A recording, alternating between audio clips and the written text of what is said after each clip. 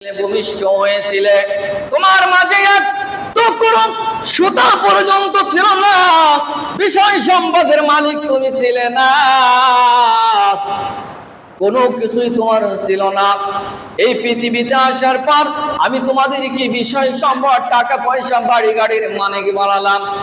আমি তোমাদেরকে যে অনুগ্রহ করে যে বিষয় সম্পদ দিয়েছি, তার থেকে তোমরা যদি আল্লাহর পথে যদি ব্যয় না করো, আল্লাহর হুকুম যদি মেনে তোমরা যদি যাকাত আদায় না করো, যদি নাকি আল্লাহর হক, গরিবের হক, এতিম অসহায় অনাথদের হক যদি তোমরা আদায় না করো, তুমি যদি চিন্তা করো আমি যদি যাকাত আদায় করি, এই বিষয় সম্পদ থেকে আমার টাকা গুনে যদি বাহির করে দিই, তাহলে আমার অনেক টাকা চলে যাবে। এই টাকাগুলো যদি আমার থাকে তাহলে আমার কল্যাণ হবে, আমার অনেক টাকার মালিক থাকবো।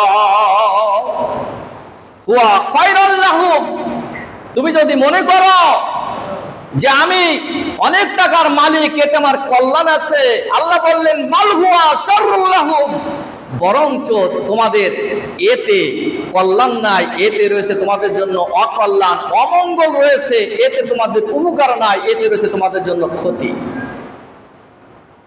এতে রয়েছে তোমাদের জন্য ক্ষতি। শুধু ক্ষতি নয়,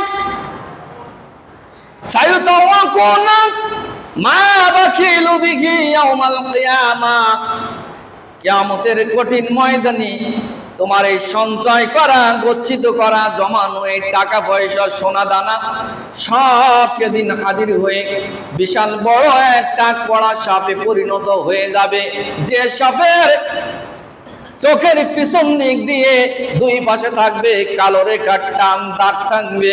এই সাপ তোমার গলায় পেঁচিয়ে দেওয়া হবে, সাপ গলায় পেঁচিয়ে সামনে এবং পেছনে তোমার গোস্ত এবং রগগুলো কামড়াইয়ে টেনে টেনে ছিঁড়বে, আর ডাক দিয়ে বলবে আমি তোমার সেই সঞ্চয় গচ্ছিত করা বিষয় সম্পদ, যা তুমি তোমার কল্যাণের জন্য, যা তোমার উপকারের জন্য তুমি সঞ্চয় করে রেখেছিলে, আজকে আমি তোমার সেই সম্পদ আজকে হাজির হয়ে গিয়েছি। নাউজুবিল্লাহ। এই সাপ হাজির হয়ে যাবে, কোন প্রকারের তাপ থেকে আপনি মুক্তি পাবেন না, সরতে পারবেন না।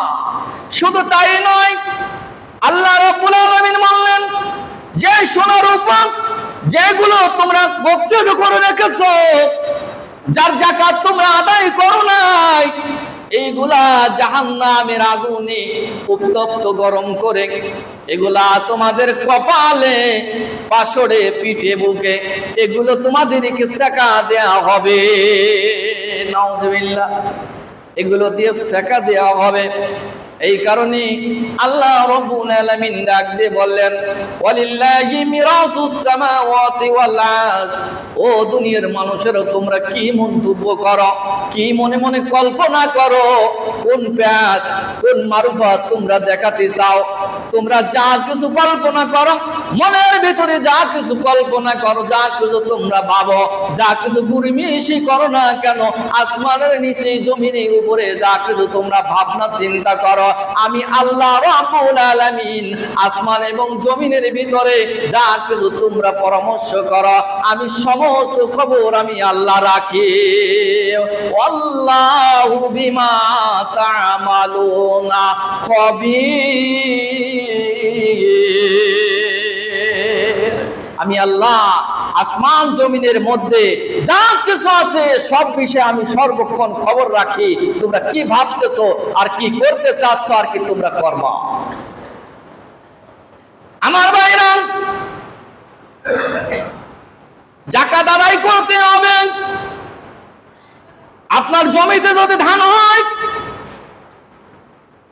আষাঢ় মাসে বৃষ্টির পানিতে যে ধানগুলো হয়, ফসলগুলো হয়, এগুলো আপনার 10 ভাগের 1 ভাগ বার করে দিতে হবে। আর যে ধানগুলো এখনকার সময় এই মৌসুমে, বোরোর মৌসুমে যে ধানগুলো পানি দিয়ে তৈরি করতে হয়, সেচ দেওয়া লাগে, এই দানগুলো আপনার 20 ভাগের 1 ভাগ, তার মানে 20 মণ হলে 1 মণ দান আপনার সদকা দিয়ে দিতে হবে, যাকাত বাইর করতে হবে, তাহলে আপনার খাওন পবিত্র হবে এবং হালাল হবে।